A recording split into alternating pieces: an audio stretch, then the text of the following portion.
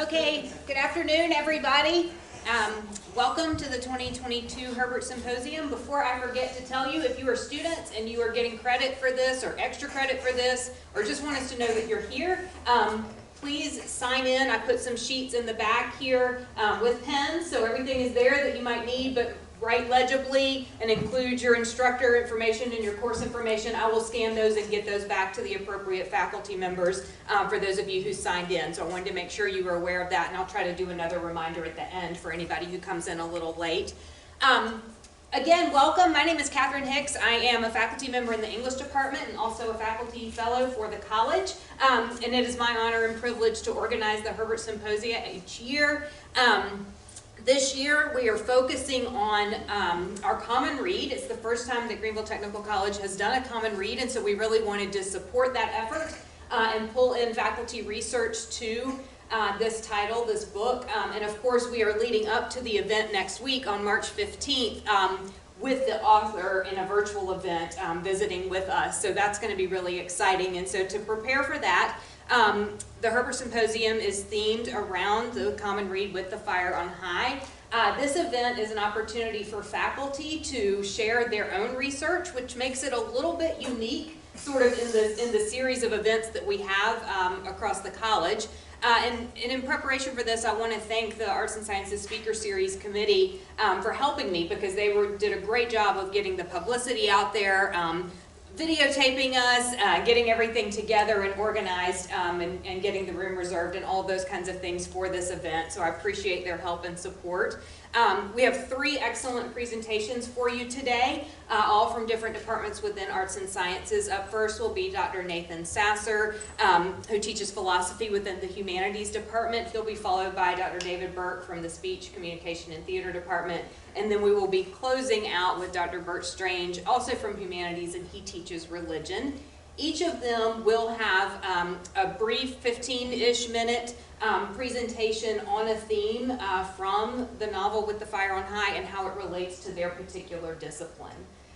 So without any further commentary, I will turn it over to Dr. Sasser to get us started.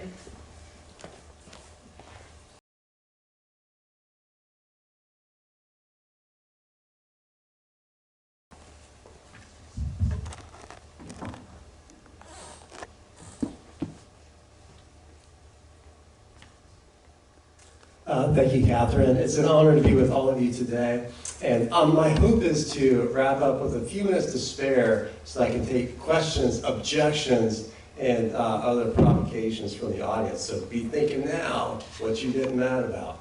All right. So the questions I want to take up today are these. These are questions inspired by our common read, but I won't be interacting directly with that book. The questions, though, are: what kind of education should women pursue, and how does their education relate to romantic relationships and their family life?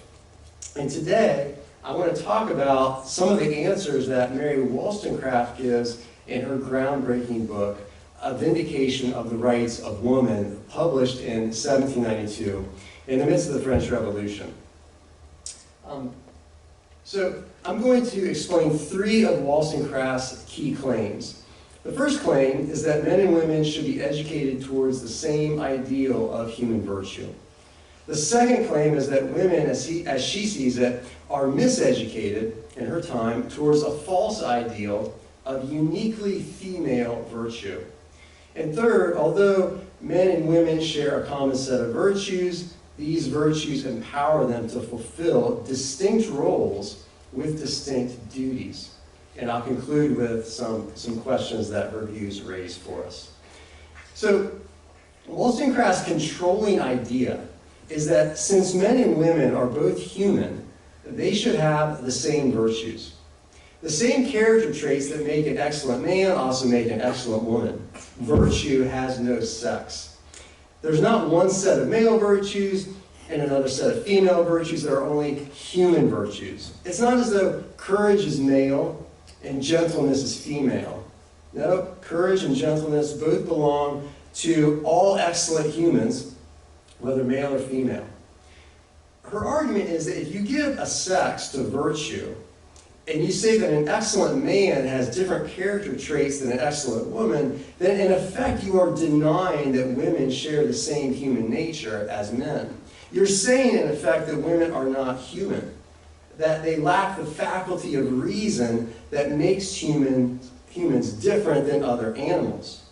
You're really saying that women don't have immortal souls and that they won't be rewarded as morally responsible beings in the afterlife. But according to Wollstonecraft, women are human. They are rational, and they do have immortal souls. Therefore, the same set of virtues belong to all excellent humans, men and women. Now, since men and women should be cultivating the same virtues, they should receive essentially the same kind of education. Wollstonecraft assumes that education aims at something higher and different than getting a well-paying job or moving into the middle class. Education aims at making excellent human beings. That is, it aims at the cultivation of virtue.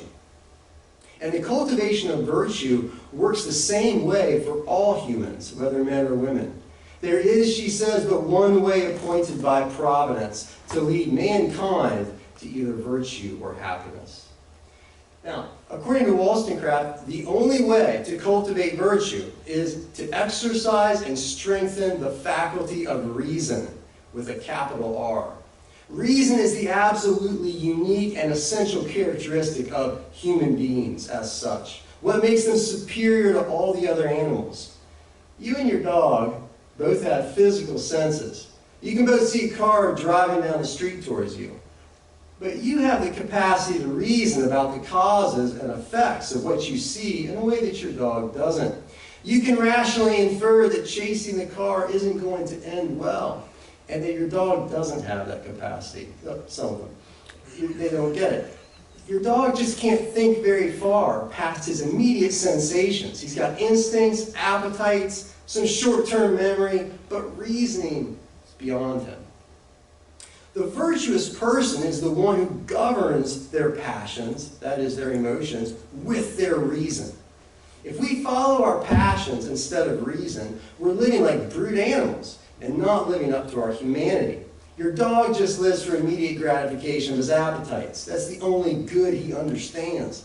But reason gives humans the capacity for much higher satisfactions. As we gain more knowledge of the world, we discover, she says, the wisdom and goodness of its creator, and that discovery excites sublime emotions. These feelings improve our nature and render us capable of enjoying a more godlike portion of happiness. Now, if that's true, then the most perfect education for both men and women is such an exercise of the understanding as is calculated to strengthen the body and form the heart. Or in other words, to enable the individual to attain such habits of virtue as will render it independent. But Wollstonecraft thinks that women in her day are offered a very different ideal that misshapes their education. According to this false ideal, women are beings only designed by sweet and attractive grace and docile, blind obedience to gratify the senses of man when he is tired of thinking. Meanwhile, she says, the strength of body and mind are sacrificed to libertine notions of beauty, to the desire of establishing themselves. The only way women can rise in the world, she says, by marriage. In short, women primarily strive to win husbands by beauty and charm. And this controlling aim of winning a husband by means of charm and beauty makes them mere animals or children because they sacrificed their reason, which is the distinctively human and adult faculty. Now, Wollstonecraft doesn't treat women as simply the helpless victims of exploitative men and social structures. Male desire gives women a certain kind of power and control over men, she says. According to Wollstonecraft, this power is illegitimate and degrading to the women who wield it. There's a reciprocal relationship between male lust and female manipulation of that lust. Males disempower women by reducing them to insignificant objects of desire. Women try to claw back some of that power by leveraging male desire through what Wollstonecraft calls coquetry and cunning. It is true says Wollstonecraft, that men endeavor merely to render us alluring objects for a moment. But women are intoxicated by the adoration which men, under the influence of their senses, pay them, and do not seek to obtain a durable interest in their hearts, or to become the friends of the fellow creatures who find amusement in their society. Her point is, she draws an extended contrast between the passion of love, which is primarily sensual and fading, and friendship, which is based on respect and of mental characteristics and virtue. Now, at this point, you might expect Wollstonecraft to conclude that there are no morally relevant differences between men and women at all. They share the same nature, after all, the same virtues, and they should receive the same sort of education. Why shouldn't they have identical roles and duties? But here's where Wollstonecraft might surprise us. According to Wollstonecraft, women occupy unique roles, especially in the context of family relationships, and these unique roles carry with them unique duties. In fact, she promises to write a whole other book devoted to the peculiar duties of women. That book never appeared, but already in A Vindication, we get some of her main lines of thought. Wollstonecraft always assumes that the vast majority of women will and should marry and have children. When I treat of the peculiar duties of women, she writes, it will be found that I do not mean to insinuate that they should be taken out of their families, speaking of the majority. She does lament that women of a superior caste have not a road open by which they can pursue more extensive plans of usefulness and independence. She'd like to see such women serving in government, medicine, and business. But, in general, she says, I consider that women in the common walks of life are called to fulfill the duties of wives and mothers. In fact, fulfilling these special duties are part of good citizenship, she says. The wife who neither suckles nor educates her children scarcely deserves the name of a wife and has no right to that of a citizen. Now, a critic might seize on this and say, well, that's exactly right. Women's place is in the home. Therefore, they don't need the rigorous, rational education that Wollstonecraft is demanding for them. They're just going to be wives and mothers. But Wollstonecraft turns the tables on such a critic by arguing that her kind of education, and only her kind of education, can prepare women to fulfill their unique duties in the family. She writes, women, I allow, may have different duties to fulfill, but they are human duties. And as such, they require reason and virtue for their fulfillment. Reason, she says, is absolutely necessary to enable a woman to perform any duty properly. Actually, says Wollstonecraft, it's the false ideal of womanhood that produces bad wives and mothers. Women with no other thoughts in their heads than pleasing men do not become good mothers, but, quote, mere propagators of fools. In aiming to accomplish women, she says, without cultivating their understandings, they are taken out of their sphere of duties and made ridiculous and useless when the short-lived bloom of beauty is over. Passive, indolent women lack sufficient character to manage a family or educate children.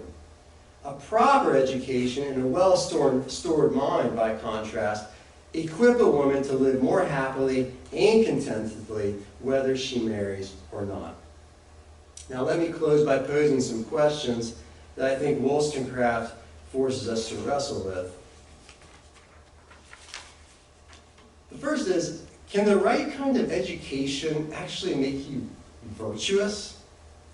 I am delighted that you are here enrolled at Greenville Technical College, and I encourage you to complete a degree or certificate with us here, which is statistically correlated with higher lifetime earnings. But is tech making you a better person? Can any kind of education make you a better person? Second, does it even matter whether our education makes us better people? You're probably at tech so you can get a better paying job. Isn't that a good enough reason to be in school? Can't we just leave your soul out of it and focus on making money? Third, do you think that men and women have different roles and duties, particularly in the context of the family? What do you think of Wollstonecraft's claim that women have a unique responsibility for managing the household and educating their children? And this is one of the points where it's debatable. Should we call Wollstonecraft a feminist? Is she a proto-feminist? She's got something to offend and puzzle everyone. And fourth, do you think that it really requires rigorous intellectual training, strength of mind and body, as she claims, to be a good wife and mother? Or is it a waste of a good education to become a homemaker? Or is it a worthy investment of our best efforts and highest faculties? Now, I want to open this up to discussion for my remaining 2 minutes now. But I would further like to invite any of you to come to a meeting of the Philosophy Club on Mondays. Thank you. I'll take questions from the floor.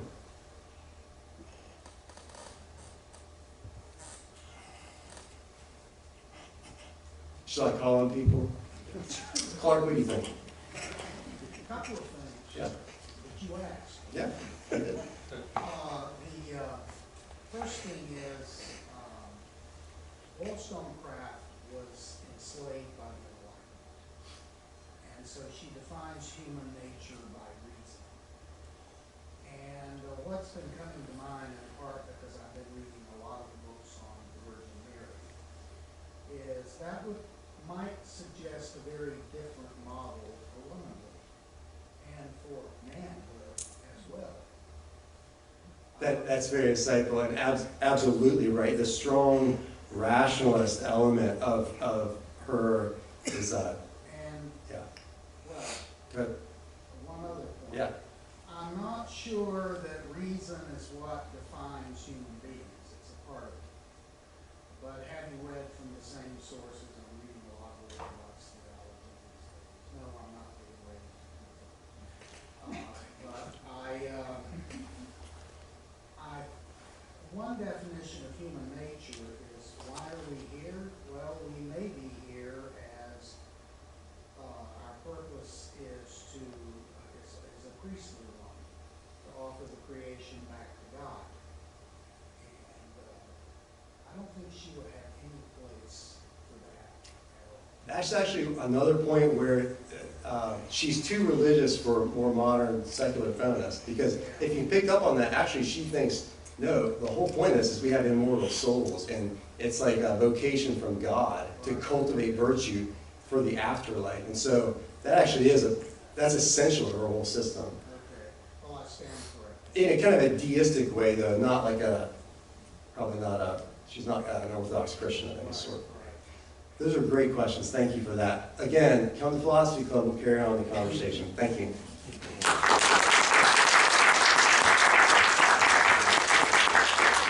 Nathan, I want a Philosophy Club meeting on how you came from Amani's situation and with the fire on high to this. That was my question, if we'd had a few more minutes. I have a lot to explore there. Okay. So next, I'm just turning this off so that the slides aren't distracting, and I'm going to turn it over to Dr. Burke.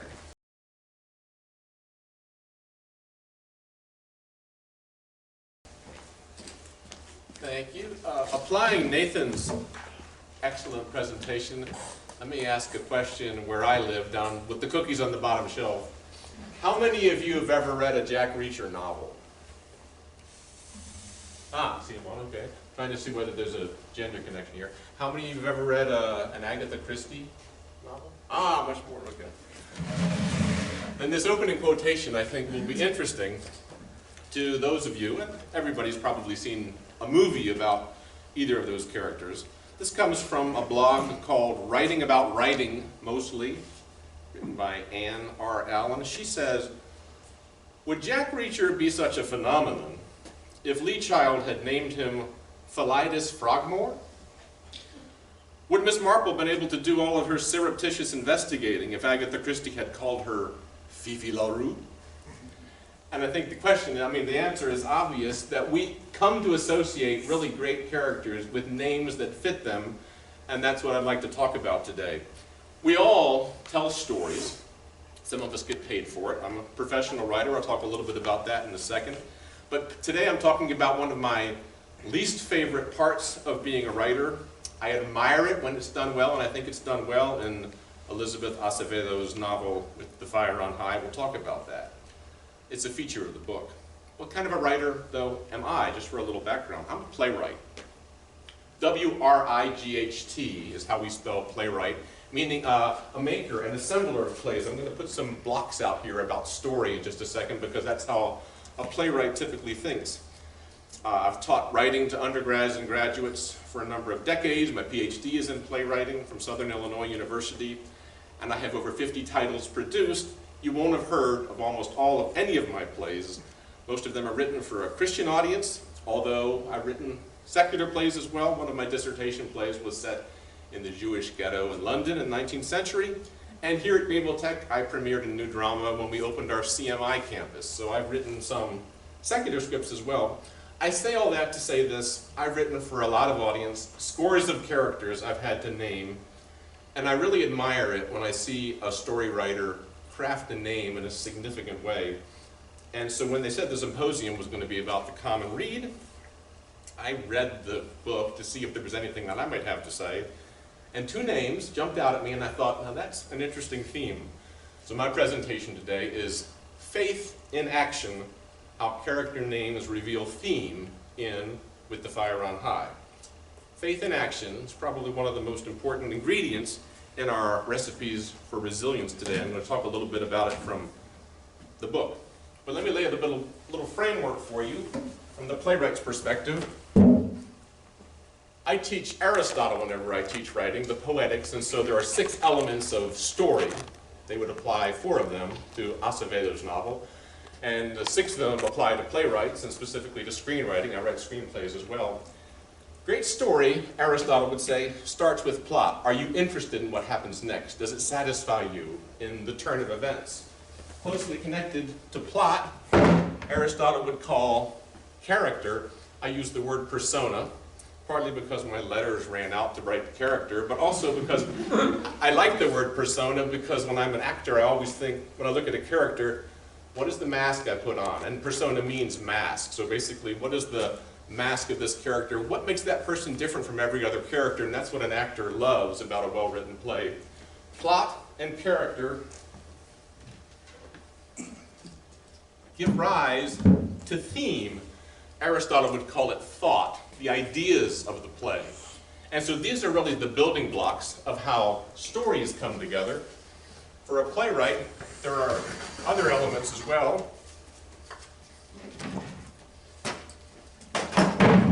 But where we're talking today with names, the way Elizabeth Acevedo uses names, I want to talk about Aristotle's 4th element, and there's no word here for the 4th element.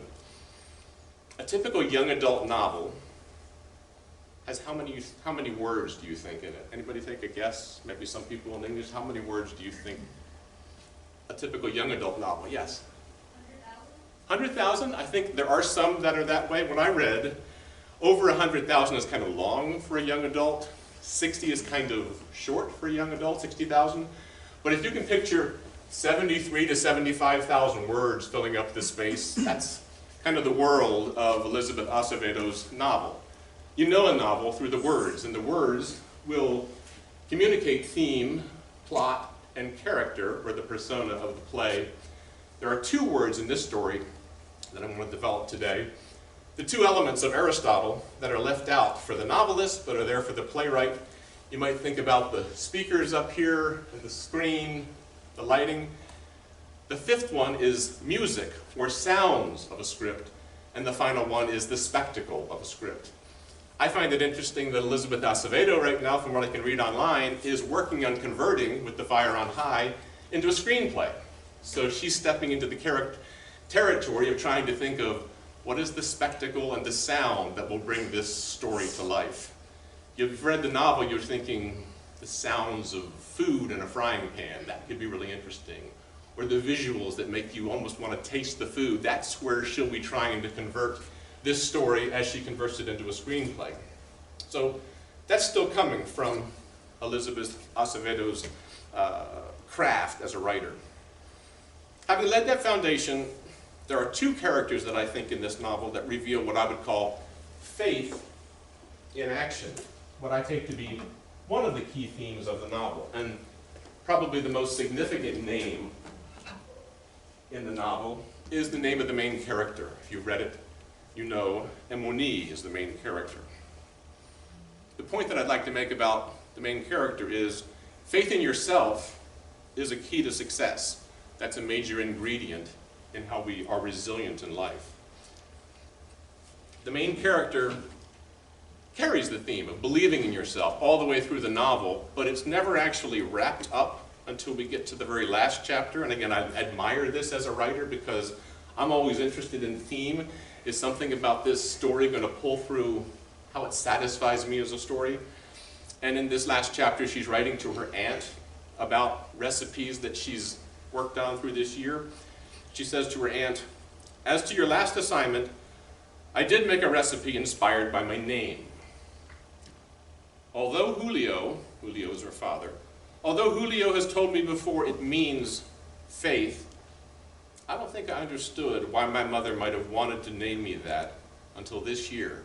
So in that one sentence, a new understanding of the name that we've known for the whole novel, Emoni, takes on significance.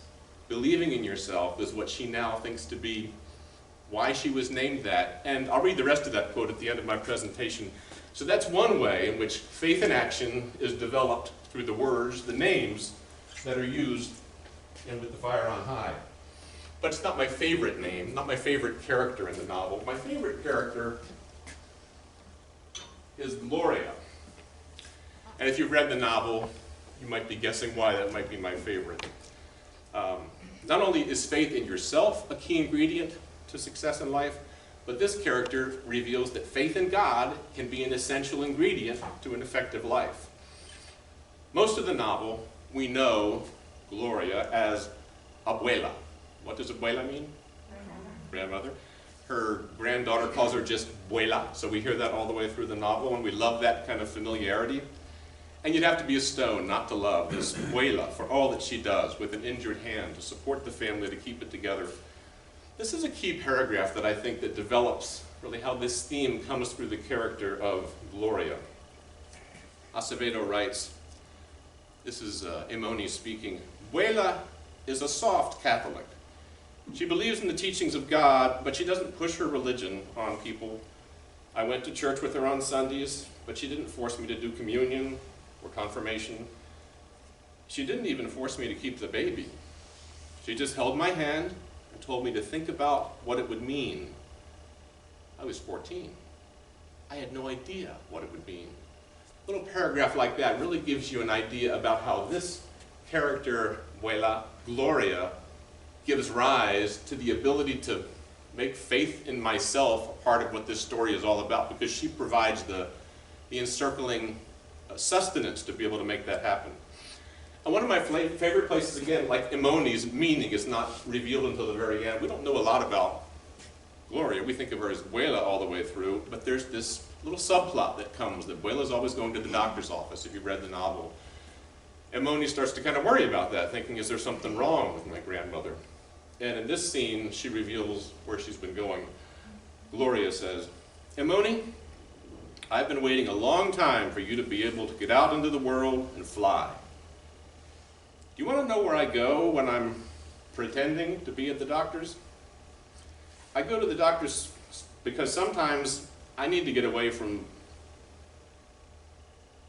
She swirls her hand in the air, and all of must mean everything in the house. I go to the doctor to remind myself I am more than a great-grandmother to a toddler, a grandmother to a teen mother, and a mother to a rascal of a son.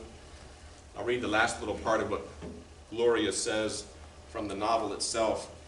She says, "I haven't had all those doctor's appointments. I just needed a private afternoon with my thoughts where I'm not in this house, where I'm Gloria again. Not only Abuela, but I don't know how to explain it, and I don't want to talk about it." And I love that about the character, because that lets you know that she goes through a world of sacrifice because of her faith, because of who she is as a person, that makes Emoni's life possible. And to me, that's a real illustration of faith in God as an ingredient for success. So we see faith in action through the character of Amoni, faith in God, and also faith in self through the character of Gloria. Let me just read the final line from the book that puts it all into perspective again in a good way that reveals theme from the way the novels work together. She says, "I don't think I understood why my mother might have wanted to name me that until this year, and so I decided to make a remix of flambé shrimp à la Amoni, because what better way to take a leap of faith than to set something on fire and trust it will not only come out right, but that it will be completely delicious." It's faith in action. Any questions that you have for the plotting or the characters or the themes of the novel, I'd be welcome to answer as well, but I think that's most of my time in feedback. But you find out later in the book that Anuela was actually going to the doctor to see the... Yes, her boyfriend, yes. And that's part of what makes her Glory, is that she's got a life of her own outside of taking care of her family. That's true. Thank you for that observation.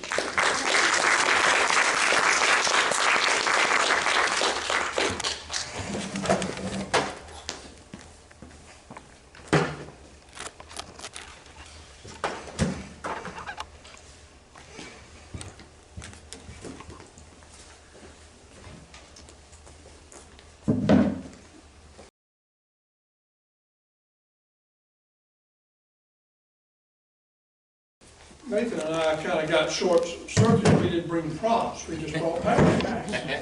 Quite sure how that works. As an ordained clergyman of 47 plus years with a master's degree in world religions, having taught that subject on and off in various venues for over 3 decades, it is my professional opinion that one thing that all religions have in common is the importance of food. And because I've lived overseas in 4 different countries for a total of 8 years, as well as having visited a number of others, it's also my personal experience that eating one's way through a country is a great, extremely satisfying way to coming to understand a culture different from one's own. I have to begin, though, closer to home, my mother's house. Growing up, I had a mother who knew how to cook. And she knew how to bake, which is, Amoni would tell us, a totally different construct. I ate well when my feet were under her table. But looking back, the number one lesson that I learned is that hospitality is essential. Hospitality is important. I was an only child, but that didn't mean I was the only kid at the table. She fed more than one of the children on our block over the years, and she knew how to entertain, whether it was extended family or a wider circle of friends and neighbors, whether it was a holiday party or dinner or just because. And then at the ripe old age of 21, I had the good sense to marry a woman, my high school sweetheart Nancy, who could also cook and bake. You can probably tell I haven't missed many meals since my feet were under her table either. But she also knew the value of hospitality and how to make that an integral part of our lives together for now 53 plus years in both our military and civilian experiences. Which brings me back to traveling and living in different parts of the world. Although I've been to Canada on a number of day trips when we visit family at their summer home in Upper New York State, my first real experience of foreign travel was during my sophomore year of college, a 2-week Christmas holiday mission trip to Mexico. There were 24 or so college boys who were in fact just a labor force working on the renovations of an old hacienda some 50 kilometers outside of Mexico City to try to turn the place into a youth camp, retreat center sort of place. There was a lot of breaking big rocks into little rocks and clearing the general area so that the next group who came in would have less to do. We ate pretty well, but it was basic traditional food. I always say we would hear the chickens squawk in the morning and pull feathers out of the enchiladas at dinner. There was no food there was no doubt that the food was quite fresh. And that big pot of beans that was on the stove on Monday got a lot darker and a lot more flavorful by Friday afternoon. So lesson number 2, doesn't have to be fancy to be good, especially when it's provided out of love for the eaters. My next overseas experience was courtesy of the U.S. Army as a lieutenant in Vietnam. It was in many ways a beautiful country, lots of lush vegetation and mountains and rivers and beaches. The area of the Central Highlands, in fact, was known as the fruit and vegetable capital of Southeast Asia. Most of that I didn't get to see, but my rather limited travel did provide me with a couple of more lessons. The women who provided what we would define, I suppose, as maid service for our quarters at the brigade base camp in Phu Loy brought in their own food and kept it in the refrigerator in our common area. It was obviously homemade local cuisine, mostly rice and vegetables as I remember, but it was adorned with nuc mam, a dipping sauce that had what may be politely described as a distinctive aroma. It made what other stuff was in the refrigerator, something very interesting at times. So lesson number 3, remember that what you think looks and tastes and smells good is really a subjective judgment that may or may not be shared by those who eat that dish routinely. Another lesson also came from my tour in Vietnam in the second half of my time when I was reassigned to the Army's headquarters at Long Binh. Lesson number 4 is simply be prepared to be surprised. You may find some unexpected bonuses. The best Asian, primarily Chinese restaurant I have ever found to this day was Lun Phuong, which was the restaurant that sat down the hill from the headquarters on Long Binh Post. We tried to convince the owners that they would make a fortune if they brought their menu to the States, but they remain, so far as I know, set in their assumption that GIs who ate there just ate there because it was the only place available. Boy, were they wrong. From the fall of 1976 to the summer of 1979, my family and I lived in Exeter, England, while I was working on my PhD at the university there.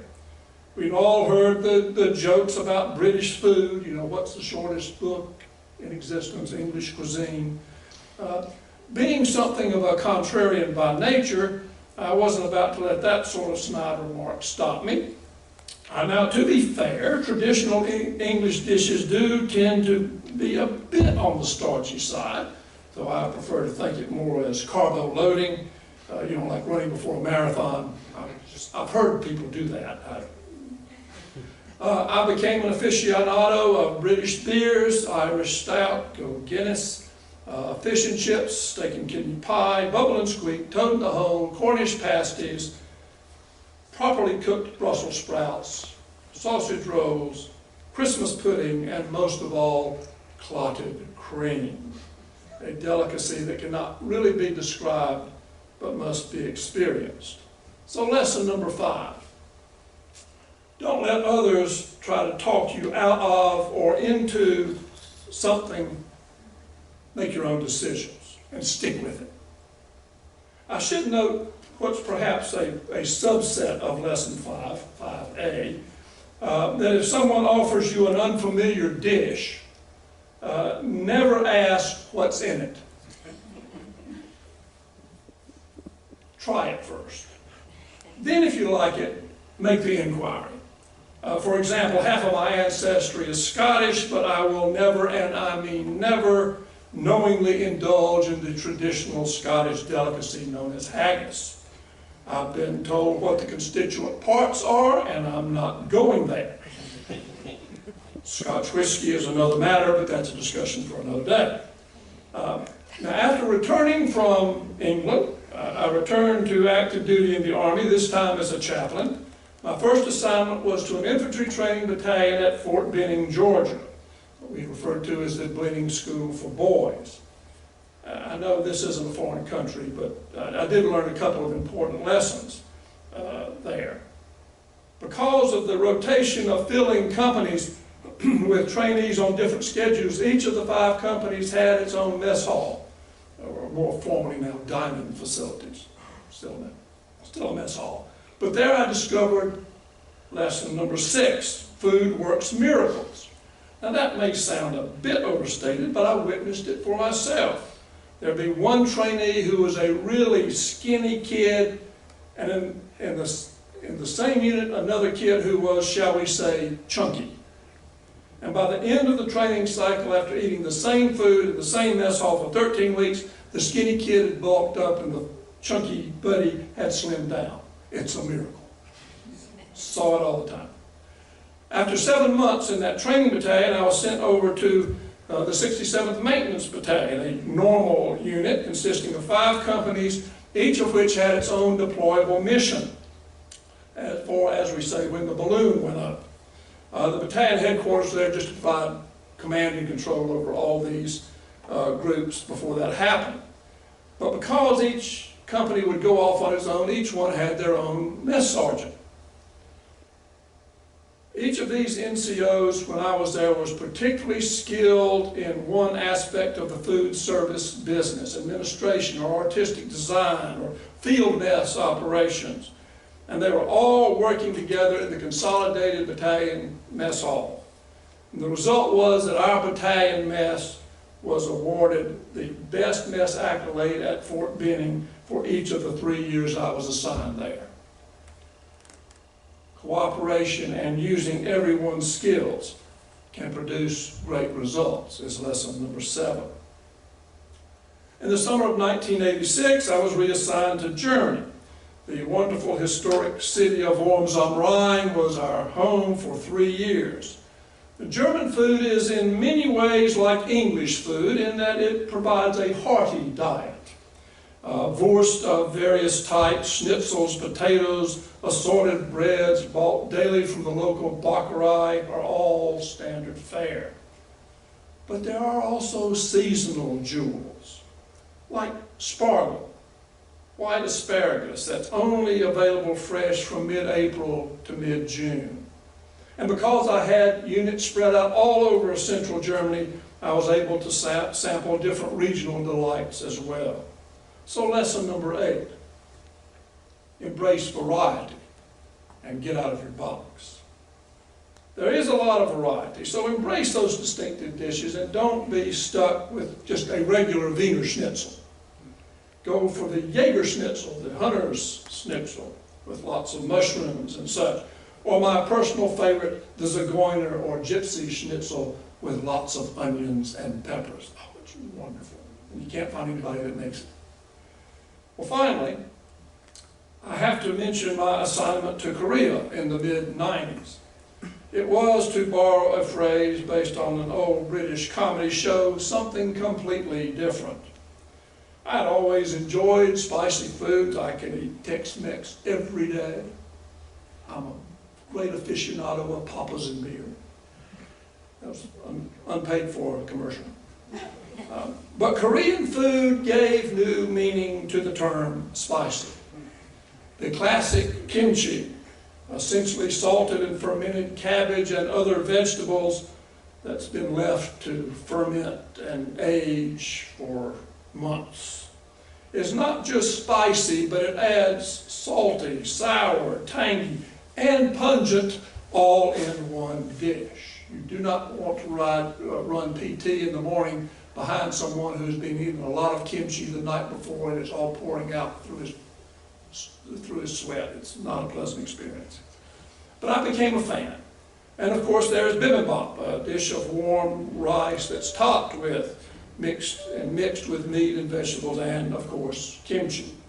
So the final lesson is that it's important to have a lot of spice in life. Like the famous New Orleans chef Emeril Lagasse always advises, kick it up a notch. Food is certainly essential for our physical survival, but it also provides us with opportunities for mental, emotional, and spiritual nourishment. And I would argue that applying these life lessons from the dinner table will turn basic survival into something even more, an experience of living. Thank you very much. I will entertain questions, comments, or smart remarks. I've gotten them all from my students at one time or another.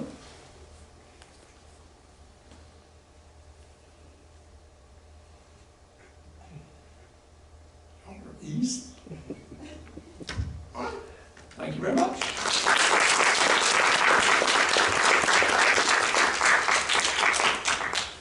Okay, well, in conclusion, thank you to all of you who came. If anybody came in a little bit late and didn't hear my message at the beginning, make sure that you do sign in the sign-in sheets in the back of the room, and make sure you include your name and your faculty member's name and your course information so that I can get that to the appropriate people. But thank you all for coming. I think that this was an exemplary demonstration of how much can come from one novel, that this diversity of readers pulled these different topics that were completely individual from the same novel. And I think that that's the great thing about what we're doing with this common read. And so to go from the philosophy at the beginning through to the building of the structure of the story, and the important literary elements to the really important theme of food, which really carries us through the entire novel and enlightens a lot of the other characters and themes within,